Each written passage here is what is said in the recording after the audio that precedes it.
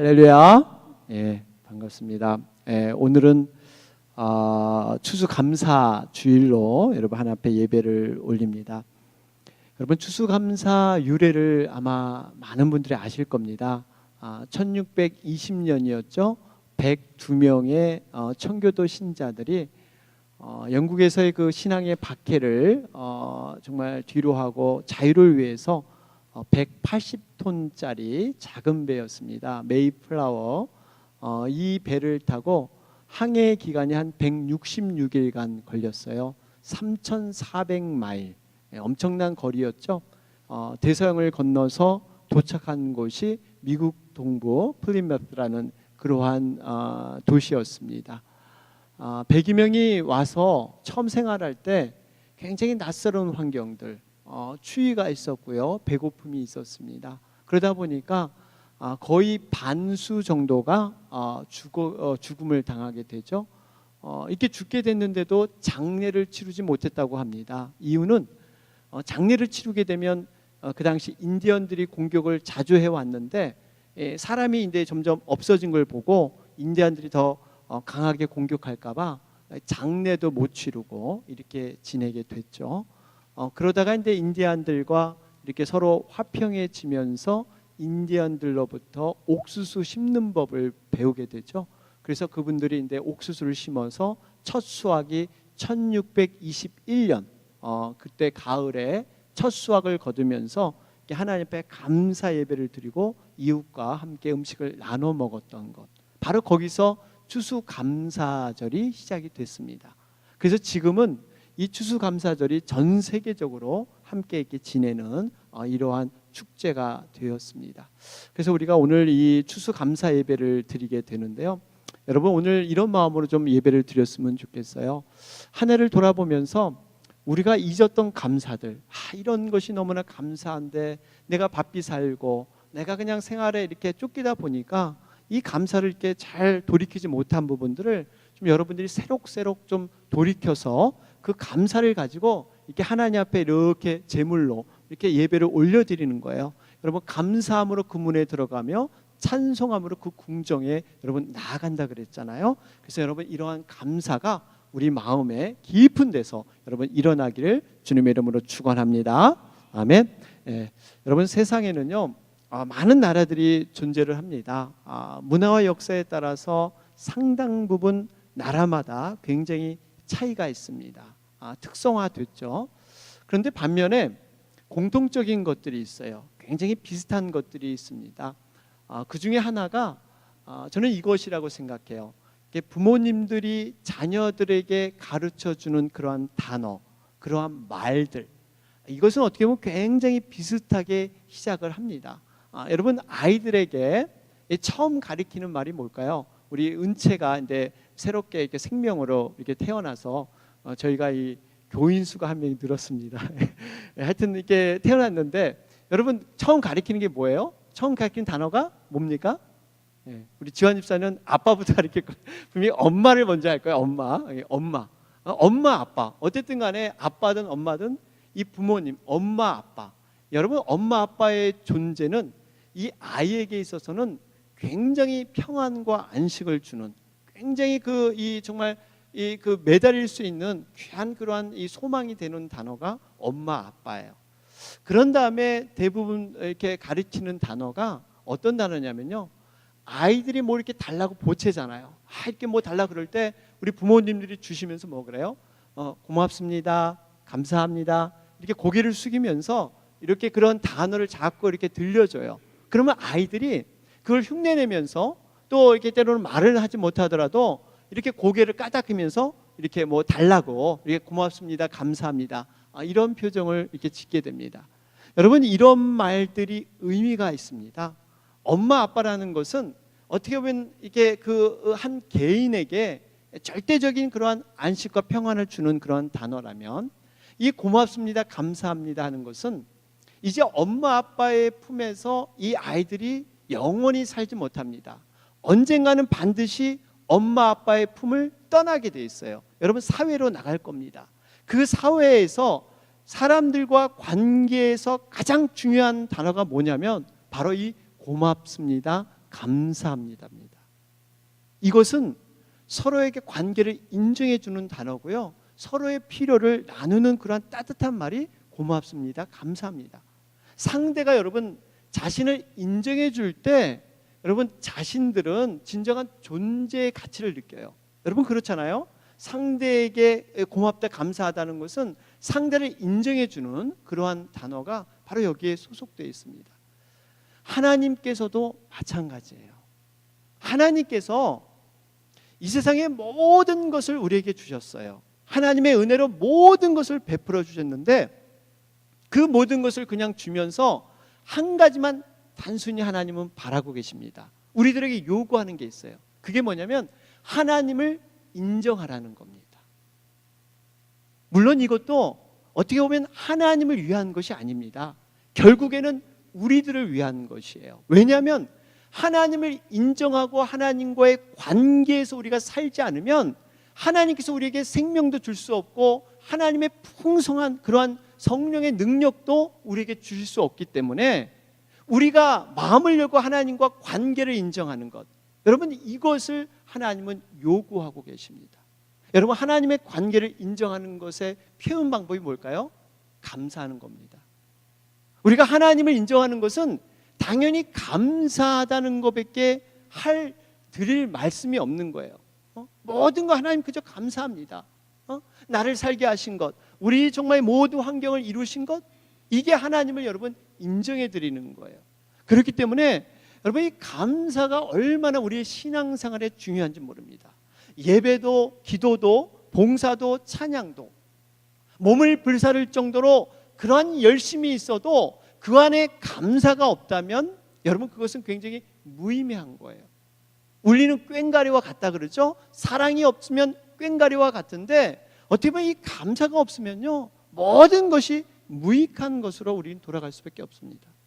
우리가 지난주 말씀 나눴잖아요. 제가 계속 강조하는데 데살로니가전서 여러분 5장 18절 말씀, 범사에 감사하라, 이것이 그리스도 예수 안에서 너희를 향하신 하나님의 뜻이니라.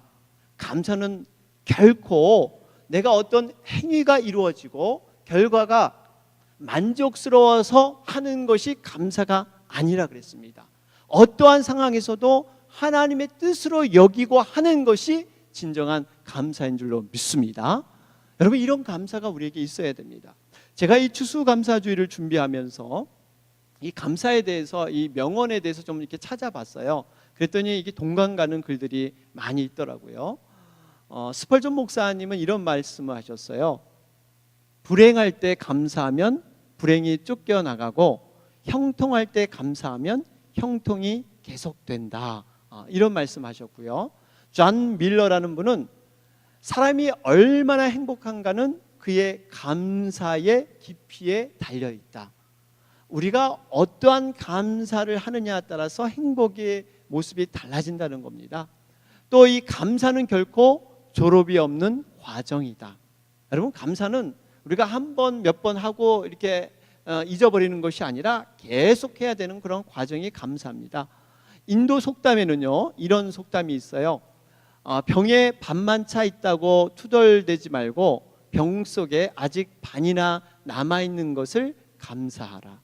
그렇죠. 우리가 어떠한 기준으로 보느냐에 따라서 똑같은 상황인데 그 감사와 불평이 달라진다는 것입니다. 또 하나는 정말 제가 이렇게 참 이 부분 참 동감 가는구나 하는 그러한 글귀였는데요. 이런 글귀입니다. 어떤 이는 장미를 보고 왜 가시가 있는가 불평하지만 어떤 이는 가시 중에도 장미가 피는 것을 보고 감사한다. 참 의미 있는 얘기죠. 이 가시에 장미가 달렸는데 어떤 사람은 가시를 보고 장미가 있는 것을 감사하는 사람이 있고 어떤 사람은 장미가 있는 걸 보고 왜 가시가 있어 불평하는 사람이 있다는 사실입니다. 똑같은 사물도 이렇게 많이 다르게 생각할 수가 있습니다. 여러분 미국 사람들이 유난히 자주 하는 말이 여러분 감사하다라는 말, 이 말을 자주 하죠. 여러분 감사하다는 게 thank. 여러분 이 thank가 여러분 생각하는 think에서 나왔다 그러죠. 이 어원이 think. 그러니까 사실 우리가 어떻게 보면 불평과 원망의 사건을 만나도 조금만 생각해 보면 감사할 그것이 있다는 얘기입니다. 생각을 좀 돌이켜 보면 띵크를 해보면 이 감사할 수 있는 이런 일들이 있다는 거예요. 재미있는 것은요, 어떤 그 심리학자 어니 제이 젤린스키라는 분이 느리게 사는 즐거움이라는 책을 썼는데, 거기에 이러한 그 통계를 내서 그렇게 글을 실었습니다. 거기 보면 우리가 보통 걱정하는 것들, 보통 사람들이 걱정하는 걱정거리의 40%는 절대 일어나지 않을 사건들에 대한 것이라고 합니다. 그리고 30%는 이미 일어난 일들, 40%는 절대 일어나지 않고 30%는 이미 일어나 버렸어요. 어떻게 할 도리가 없습니다. 그리고 22%는 걱정하지 않아도 될 사소한 일들에 대한 것, 그리고 4%는 우리 힘으로 도저히 어쩔 도리가 없는 것들, 그리고 나머지 4%만이 우리가 대처할 수 있는 걱정거리이다. 이게 무슨 말이냐면 96%는 사실 우리가 쓸데없는 걱정거리에 사로잡혀 있다는 거예요. 사실 96%는 일어나지도 않고 이미 일어난 일이고 또 해결할 수도 없는, 걱정에도 아무런 영향을 줄 수 없는 96%를 대부분 사람들이 걱정하고 있다는 거예요. 실제로 걱정거리는 4%. 이것만이 사실 우리의 걱정거리다. 이런 통계를 냈습니다. 여러분, 이것을 보면 우리가 어떻게 상황을 내 생각 안에 갖고 해석하느냐, 이게 너무나 중요해요. 반면에 이 세상에서 승리한 사람들의 대부분의 그 모습은요, 동일한 걱정의 거리, 동일한 걱정의 환경이 있음에도 불구하고 이것을 정말 자기 나름대로 극복한 사람들, 이런 사람들이 결국 인생에 성공을 하고 승리하는 그러한 모습인 것을 우리는 볼 수가 있습니다. 오늘 본문에 등장하는 바로 바울과 실라도 그 중에 한 사람입니다. 바울과 실라도 여러분 걱정거리가 없었겠습니까? 여러 가지 염려가 없었겠어요? 동일한 그러한 고난 속에 집어 던짐을 받았습니다. 사실 이 바울과 실라가 오늘 이 본문의 말씀을 보면 여기 유럽의 빌립보 성이라는 곳에 와서 이렇게 복음을 전하다가 체포돼서 감옥에 갇혔는데, 이 바울과 실라는 원래 이 유럽 쪽, 이 빌립보 성에 오고자 하지 않았습니다. 원래 계획은 아시아로 가는 게 그들의 계획이었어요. 그걸 위해서 많은 준비를 하고 끊임없는 기도를 이렇게 했었습니다. 그런데 글로 가려고 할 때마다 성령님께서 막으시는 거예요. 하나님께서 그 길을 막으시는 거예요. 그러다가 하는 수 없이 이렇게 지금 유럽 쪽 빌립보성에 왔습니다.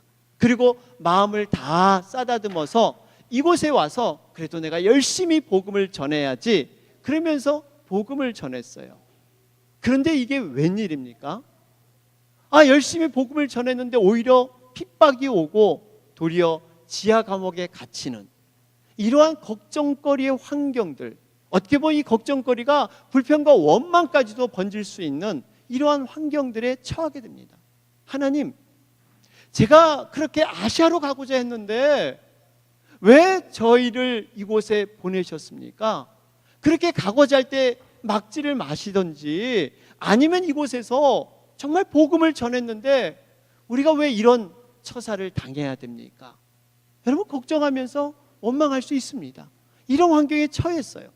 그런데 오늘 보니까 이 바울과 실라는요, 그곳에서도 걱정하기보다는 하나님 앞에 감사기도하며 찬양을 드렸다는 사실입니다. 그랬더니 놀라운 기적들이 일어나고요, 놀라운 하나님의 능력을 체험하게 됩니다. 큰 지진이 일어나더니 집터가 흔들리고 방문이 열리면서 묶었던 쇠고랑이 풀어지는, 그리고 오히려 간수장은 예수님을 믿고 영접하는 이러한 놀라운 일들이 일어나고 있다는 사실입니다. 여러분, 우리가 이 말씀을 보면서 한 가지, 하나님께서는 우리의 감사와 찬양을 참으로 귀히 여기시지만 하나님은 그것에서 머무른 것이 아니라 우리가 어떤 형편, 어떤 상황에서 우리가 감사와 찬양을 드리는지 하나님은 정확히 알고 있다는 사실이세요. 정말 우리가 감사하지 못할 그 상황에서 감사하는 것, 찬양할 수 없는 그 자리에서 찬양한다는 것, 여러분 하나님이 그러한 그 찬양과 감사를 너무나 귀하게 여기시는 거예요. 감사와 찬양을 할 수 있는 자리에서 할 수 있는 것, 이것도 귀하지만 그 없는 중에서 바울과 실라처럼 도저히 할 수 없는 그런 상황에서 여러분 하나님은 그것을 너무나 귀하게 여기신다. 여러분 이걸 볼 때 우리가 어떤 형편에서든지 정말 감사와 찬양을 하나님 앞에 올려드릴 줄로 믿습니다. 머리털까지 세신 바 되신 그 하나님께서 우리의 모든 형편과 상황을 아신다는 겁니다. 여러분 그렇기 때문에 우리가 감사와 찬양할 수 있는 그런 이 소망이 거기에 있는 거예요. 그런 이유가 거기에 있는 겁니다. 여러분 멀린 캐로더스라는 그러한 분 혹시 감옥 생활에서 찬송 생활로라는 이 Prison to Praise, 아마 이 그렇게 두껍지 않은 책인데요. 아마 예전에 굉장히 유명했던 책이었습니다. 이 책이 35개 언어로 번역돼서 1000만 부 이상 팔린 그런 베스트셀러였죠.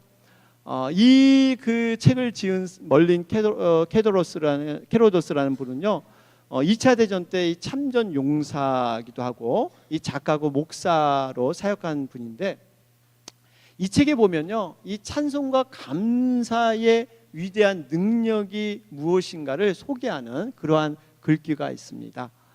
이 책에 이 짐이라는 그러한 한 사람이 등장을 하는데요. 그의 아버지는 고질적인 이 알코올 중독자였습니다. 짐이 이 아버지를 위해서 이 어머니와 아내, 온 가족이 무려 30년 동안이나 한결같이 중보 기도를 하게 됩니다.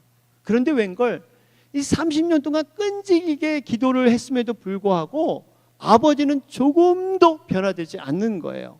그런데 어느 날 이 짐이 우연한 기회에 라디오에서 설교 말씀을 듣게 돼요. 그 설교의 주제가 감사에 대한 것입니다. 어떠한 상황에서도 감사하고 찬양하라, 이런 메시지를 굉장히 아주 강하게 이 머릿속에 이렇게 받게 됩니다. 그러면서 자신을 돌보게 돼요. 내가 정말 이 아버지를 위해서 기도는 했지만 정말 내가 감사한 게 있었는가? 이 변화되기만 바랬지만 한 번도 내가 감사한 적이 없구나, 이러면서 회개하게 돼요. 이렇게 돌아보니까 현실 속에 감사할 게 뭘까?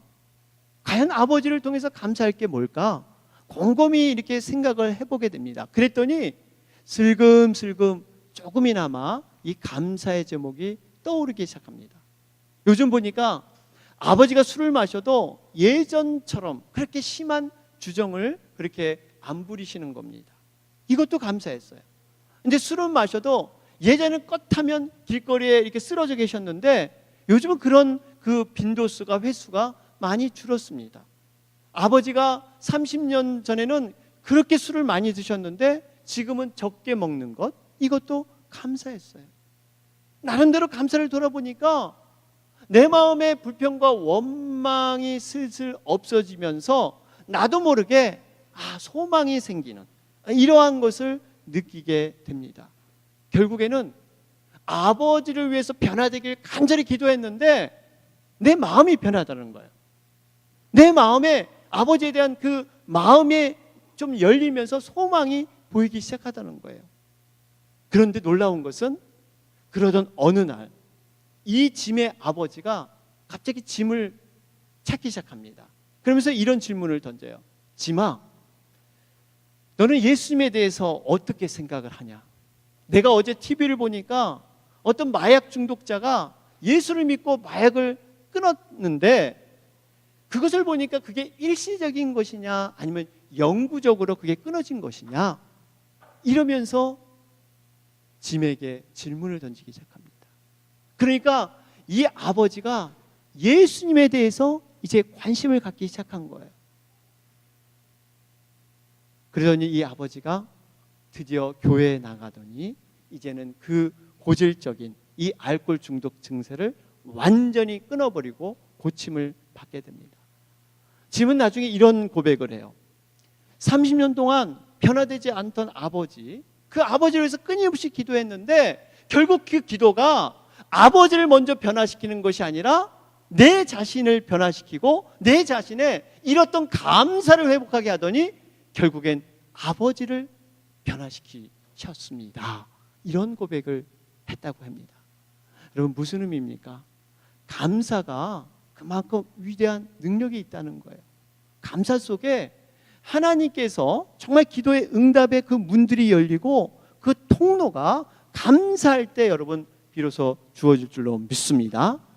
이런 측면에서 오늘 사실 저희들이 이 감사 찬양대로 하나님 앞에 영광 드리기를 원합니다. 여러분들이 이 감사 찬양대 웃으시는데 감사 찬양대는요, 이 컴피티션이 아니에요. 어떤 이게 경쟁하는 게 아니라 우리가 그냥 감사함으로 하나님 앞에 찬양을 고백하는 겁니다. 여러분 못 불러도 좋습니다. 못 불러도 좋으니까 연습 많이 안 하셔도 좋아요. 그냥 감사한 마음으로 여러분 지금까지 우리를 살게 하신 그 하나님 앞에 여러분들이 이렇게 진정으로 드리는 것, 여러분 이것이 우리에게 은혜입니다. 그래서 여러분들이 그러한 정말 고백으로 우리가 하나님 앞에 고백하면서 특별히 이 감사 우리 이 계절에 우리 하나님을 바라보면서 여러분 하나님을 의지하시는 여러분과 제가 되길 주님의 이름으로 축원합니다. 아멘.